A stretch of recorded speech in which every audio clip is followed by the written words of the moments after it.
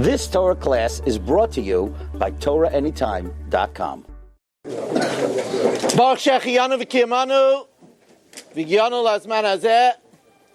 We shouldn't take it for granted.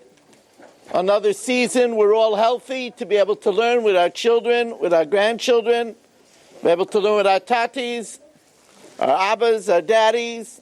What a wonderful thing. I see Yoel Ben Chaya Henshe here. I'm really excited to see you. You should be here with Gesund.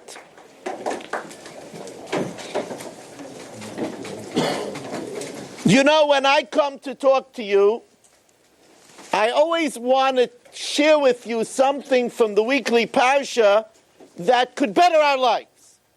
And something that when we look at the Parsha, hey, you know, I didn't notice that. So let me give you an example from Noach, something that you might not have thought of. You know, Noach's generation, they had something in common with Staten and Amora and Mitzrayim. Now, those are all places that got in a lot of trouble, right? The Mabul, the whole world was destroyed. Staten and Amora, Hashem, like hit it with a nuclear bomb, right? There was nothing left. The 5 cities were totally sulfurized. And Mitzrayim, 9 million Egyptians drowned in the Red Sea, besides all the Egyptians that died in Makkah's Bechiris. I mean, they also got zapped. So let's see if we could figure out what does the generation of the flood, Staten and Amora, and Egypt have in common. An interesting thing. In all these places, life was great. You know, in the generation of the flood, they lived almost 1,000 years old. Do you know that they didn't have any cold season? They didn't have it too hot? It was perfect weather all the time. I mean, all the time. Do you know that they didn't have to plant more than once in 40 years? They never got a headache. Never got a cold. It was great. Staten and Amora, Staten and Amora was like, it says when Lot had to separate from Avram, he was looking where to live. He said, that's Kigan Hashem. It's like the Garden of Eden. Staten and Amora everything was great. It was beautiful. It was fancy. It was sophisticated. It was rich. I want to live there. What about Mitzrayim? You know, Mitzrayim didn't have the problems that the rest of the world. You see, in those days, there was no trucking. So if there was no rain and they didn't have food, they died. You know, nowadays, if we don't have food, we get it from somewhere else. But in those days, if there was no food, they died. There was no rain. There was only one place you could live where you weren't dependent on the rain, in Egypt. Because the Nile irrigated the land, and there was always water. Everybody wanted to live in Egypt. It was great. It was safe. There was always food. It was a safe place to live. So you say to yourself, so I don't understand. The Mabul, they had it great. In Staten and Amora, they had it so great. In Egypt, they had it so great, and they were destroyed. Why is that? Oh, so here we see a very big lesson. Very big lesson. When you have it good, there's no reason for you to talk to Hashem. I have everything. God, I don't need you.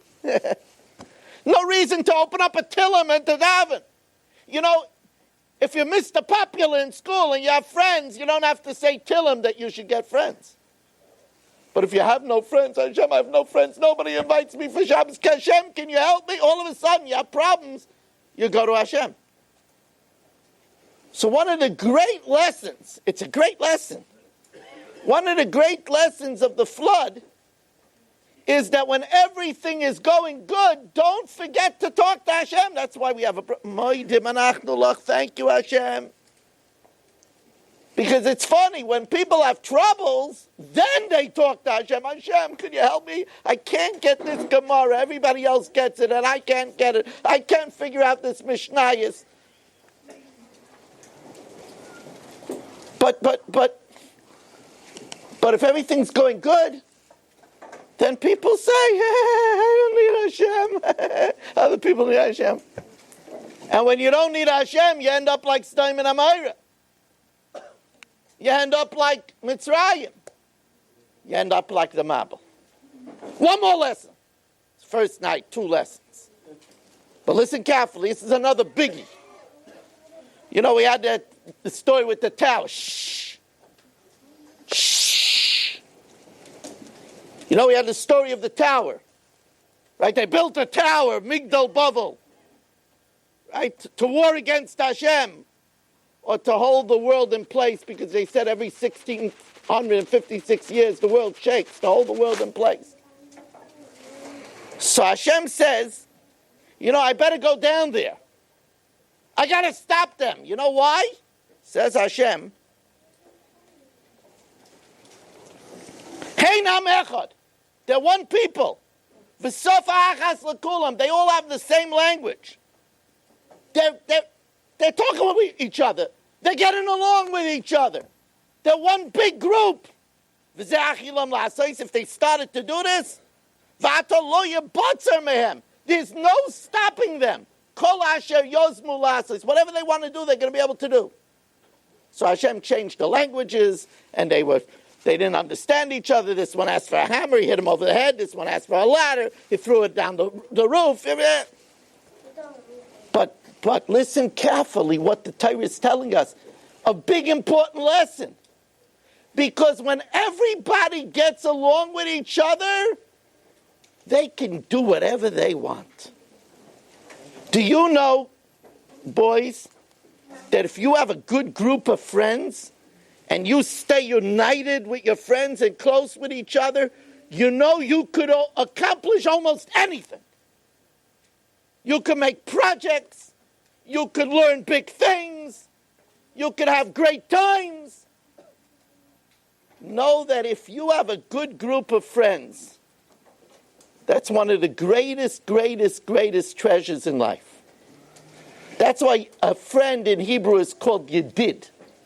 Yedid, Yud Dalet is Yad Yad. When 2 people hold hands in friendship, that's a Yedid. You know what the gematria of Yedid is? It's 28, because that's the gematria of Koyach. There's tremendous strength in friendship. If I could give you advice now, make good friends. Be there for each other. Your friend is out of school, take notes so you could share it with him. If you see your friend is sad, call him up and cheer him up. If you see somebody starting up with him, you defend him because he's your friend. Make a lot of friends. There's tremendous strength in friendship. And when there's friendship, you could do almost anything. I want to thank you all for coming here. And this is before the younger children come. Wow. What a crowd. Please keep on coming. Help out the program so that we could have wonderful prizes and great pizza. And learn wonderfully for the entire year. You've just experienced another Torah class brought to you by TorahAnytime.com.